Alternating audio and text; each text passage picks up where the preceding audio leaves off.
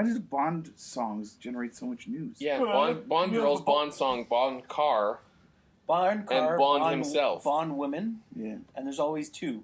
There's the one that's like Good one. that gets the one that gets killed, and then the one that's no, because there's always one woman that Bond sleeps with or pumps for information, and then she ends up being killed by the evil guy, right?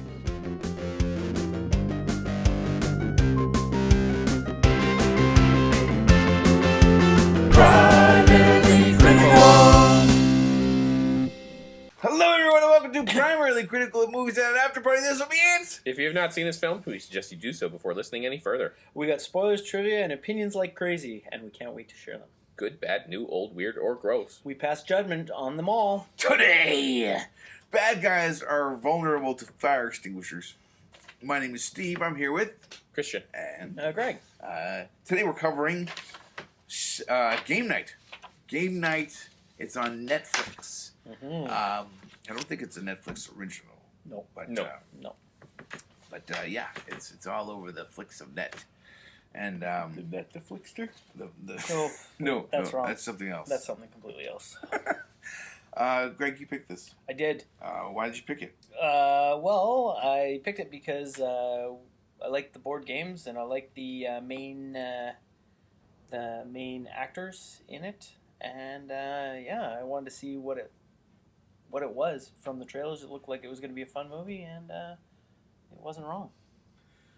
It was pretty good. I remember one trailer in particular, the dog scene.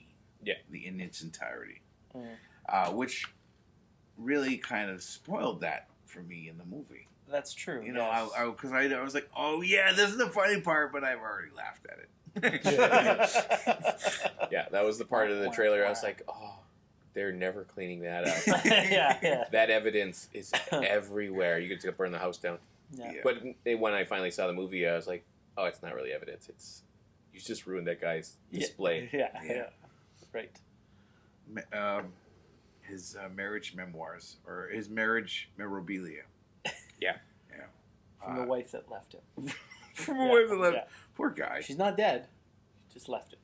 And he's got this wall. There seems to be a lot more going on there. He never takes the uniform off. No. That's true. No, there's major things that are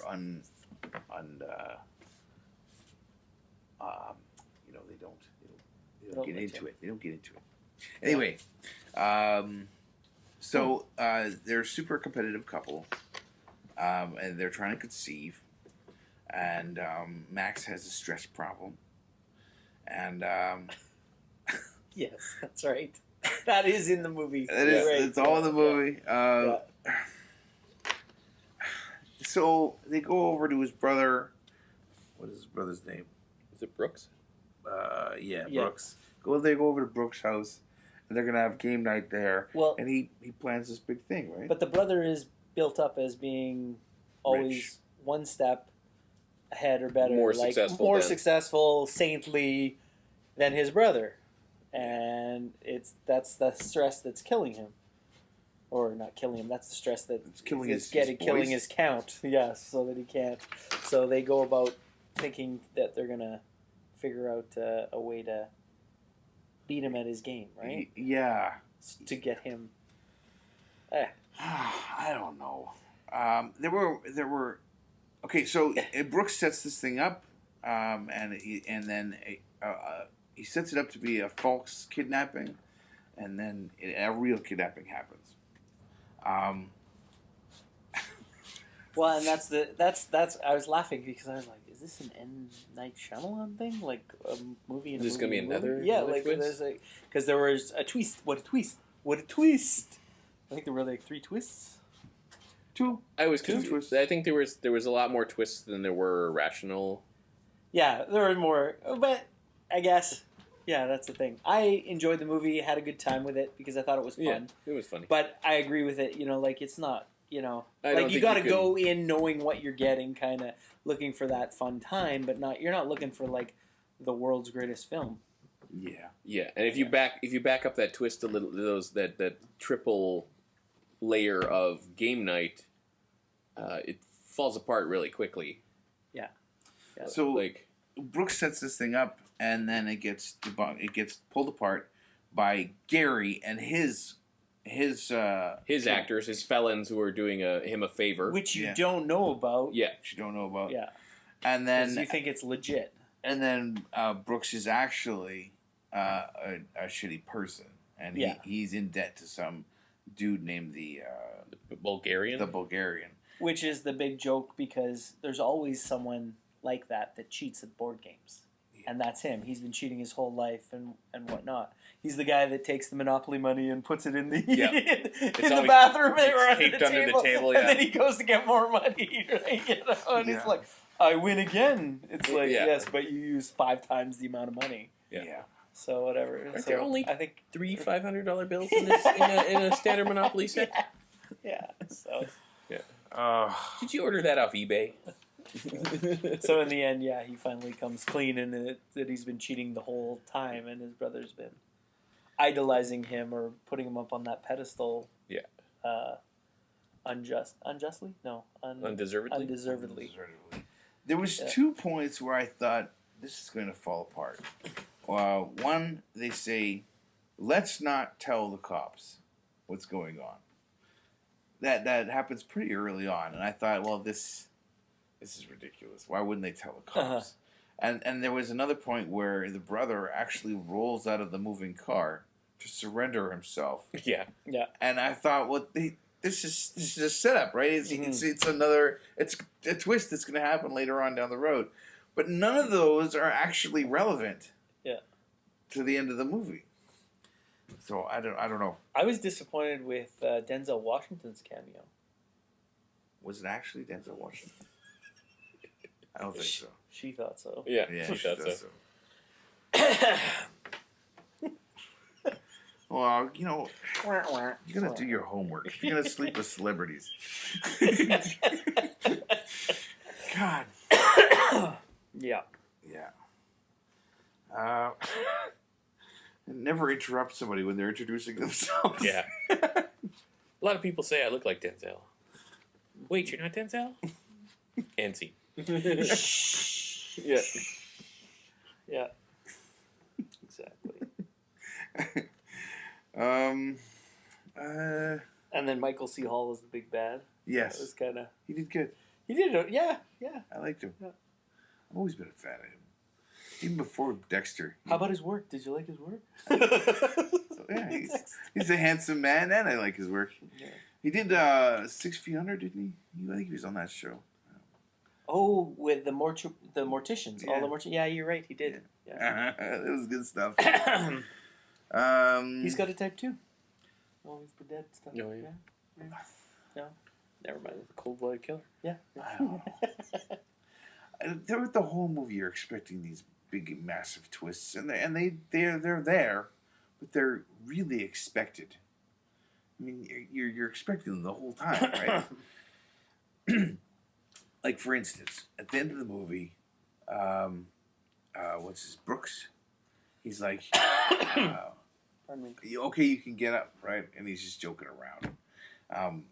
But what ruined it for me was I could see the pilots in the background when they're on the plane and they're having their last final conversation with Mr. Bad, the Bulgarian, tied up in the middle of the jet, and they're gonna make their escape. I can see the pilots at the front of the plane, and they're not doing anything. They're just sitting there. They're just sitting there. Well, that's because they haven't been paid yet, so they're going to leave.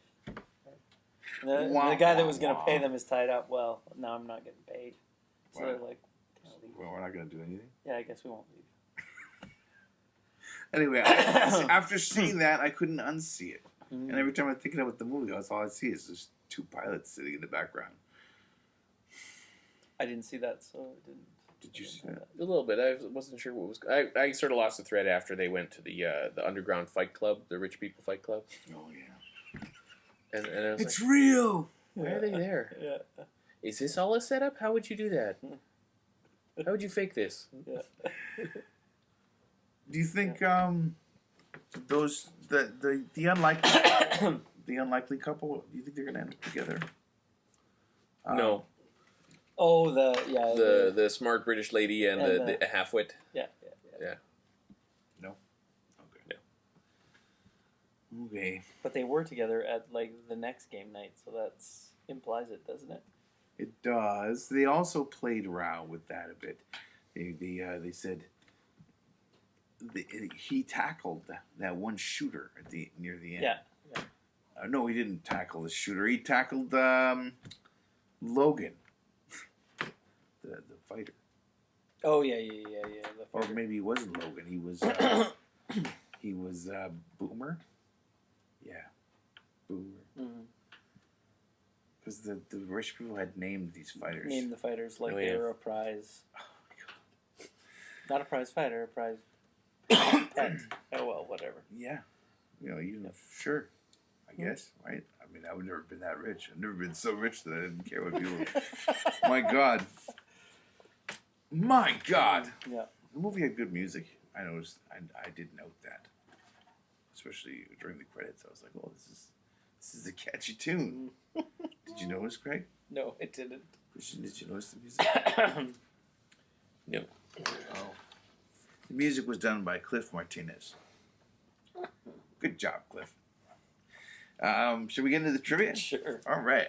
Prior to filming, the cast members had their own game night. Oh, that's so adorable. So they could get to know one another and prepare for the film. They played Clue and Joking Hazard. I've never heard of that one. Never heard of that. I've heard of Clue. I have definitely heard of Clue. I own multiple versions of Clue. Who's got the next one? Okay. Jason Bateman was originally set to direct the film, but John Francis Daly and Jonathan Goldstein would only work on a rewrite of the script if they could also direct. Oh. So I guess they originally wrote it, and they wanted the original writers to rewrite it, so they Had to be able to direct it too. yeah. And then these guys are like, "Hey, somebody's buying our script. I want to direct the movie too." So they went ahead. Anyway, I would actually like to know whether Jason Bateman had directed anything. Whether he's The director. whether he's like Good at. good at it. When Danny Houston was getting the fighters ready for the second bout in his basement, he calls for Logan to get ready. Danny Houston played Colonel Stryker in Wolverine Origins, where he was responsible for making Logan into Wolverine by injecting him with adamantium. Wolverine was also an underground cage fighter in the first X-Men, where Rogue found him in the Canadian backcountry. That's true. So true. Mm-hmm. And we just did a movie on X-Men. So you can go back into the archives and check it out. PrimaryCritical.com. Exactly. Yeah. Exactly. So that's kind of cool. But Hugh Jackman's not in this movie. No. A tilt shift lens is used to give several wide aerial shots, the miniaturized look of the Game of Life board game. Yeah, I was wondering how they did that. It looked neat.